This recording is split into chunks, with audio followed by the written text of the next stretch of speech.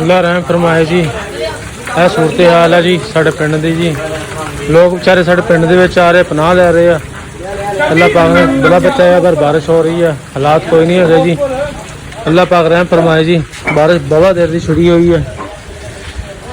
साढ़ा पिंड ही रहिंदा, बाकी जिहड़े नाल दे इर्द सारे अल्लाह पाक मर्जी अल्लाह दी जी सलाह आया होया जी। यह वेख लो जी, आवाम इधर में आ रही है बेचारी, इधर भी सैलाब है। अल्लाह रहम फरमाए जी। बाकी सैलाब वाले नज़र करने वास्ते जा रहे हैं, अल्लाह पाक बेहतर करें इंशाल्लाह, बारिश डाले जी। जी अस्सलाम वालेकुम दोस्तों, की हाल चाल ठीक ठाक उम्मीद कर सारे लोग खैरियत में होंगे। तुसीं देख रहे हो यूट्यूब चैनल जारी है जी माशाल्लाह, काफ़ी लोगों ने तावन किया है। आज पहला रोज़ है जी, देगा वगैरह असीं पका रहे हैं। बारिश भी हुई है लेकिन फिर भी अल्लाह पाक शुक्र है कि साढ़ा निज़ाम चली जाता है। पकाई हो रही है, थोड़ी देर तक इंशाल्लाह पैकिंग करके निकलांगे, तुहानूं वो भी दिखावांगा। साडा ये मकसद नहीं है कि तुहानूं दिखाना जे असीं आह काम करने या असीं कहने जितने भी लोग देखेंगे सानूं साढ़े नाल इमदाद करनगे। जितने बेचारे लोग फसे असीं उन्होंने वास्ते समान लैके जा रहे हैं। अल्लाह खैर करेगा इंशाल्लाह, तैयारी हो रही है, और अद्धे घंटे तक इंशाल्लाह निकलांगे। बाकी उत्थे जाके तुहानूं वीडियो दिखावांगे। मेरे भाई साडी वीडियो वेखण दा मकसद, तुहानूं दिखाउण दा मकसद ये है कि साडे नाल तावन करो। असीं जिहड़े भी लोग फसे हुए उन्होंने इंशाल्लाह इमदाद पहुँचावांगे। असीं खांदे खुद नहीं है इंशाल्लाह, उन्होंने जाके दे के आवांगे जी। बिल्कुल जी माशाल्लाह, 2 देगा फिलहाल अज कर रहे हैं।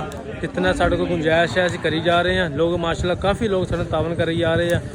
यह 2 देगा तैयार हो रही हैं जी माशाल्लाह, एक वाली एक वाली।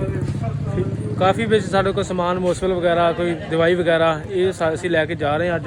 बाकी इंशाल्लाह सवेरे भी इंशाल्लाह काफ़ी चीज़ां लैके जावांगे। भरावां नूं अपील की जाती है कि साडी वीडियो देख के स्किप ना करो। साडा नंबर तुहानूं मैंशन करांगे, साडे नाल राबता करो, साडे अकाउंट पैसे भेजो। असीं इंशाल्लाह अपने कोल भी बड़ा कुछ कर रहे हैं। ये नहीं कि उस्ताद जी देगा पका रहे सीगे ते तो बारिश आ गई है। हालात तुसीं वेख लो।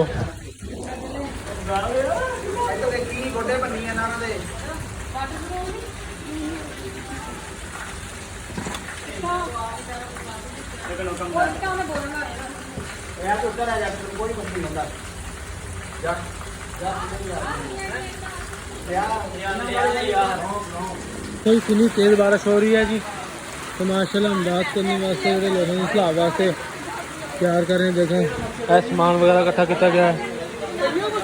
देखो जी बारिश भी हो रही है लेकिन फिर भी असीं तैयारी करी जा रहे हैं। अल्लाह खैर करेगा इंशाल्लाह, अल्लाह अपनी मंजिल तो पहुँचाएगा जी इंशाल्लाह।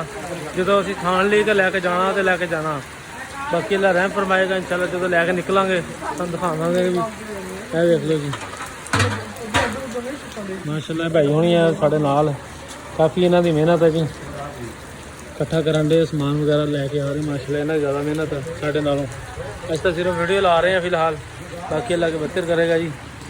ये बिल्कुल जी सलाब वाले वास्ते लैके चले हैं जी माशाल्लाह। भाई साढ़े नाल काफ़ी तावन किया है, भाई जान डटे है, शाहिद भाई अहमद भाई होनी माशाल्लाह। इधर भी चावल जोड़े सारे इतना ज़्यादा सी भरया होया, इधर लैके चले हैं जी असीं। यह वेख लो जी बारिश भी काफ़ी ज़्यादा हो रही है लेकिन फिर भी असीं इंशाल्लाह निकल रहे हैं।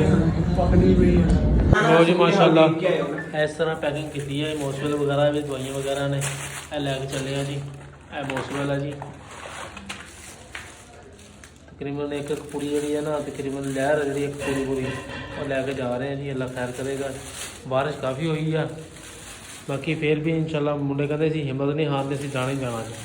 तो मेरे भरावां तावन करो, अल्लाह खैर करेगा। तो जी माशाल्लाह जी अस लैके चले हैं जी चावल वगैरह, मोसफल वगैरह, दवाइयाँ वगैरह माशाल्लाह। उस्मान भाई तो अहमद भाई, आसफ भाई भी माशाल्लाह तावन कर रहे हैं। मोसफल वगैरह पैसे वगैरह भी दे रहे हैं। एक देग उधर भी तैयार हो रही है। फिलहाल लैके चले हैं, अल्लाह खैर करे। बारिश बड़ी हुई है।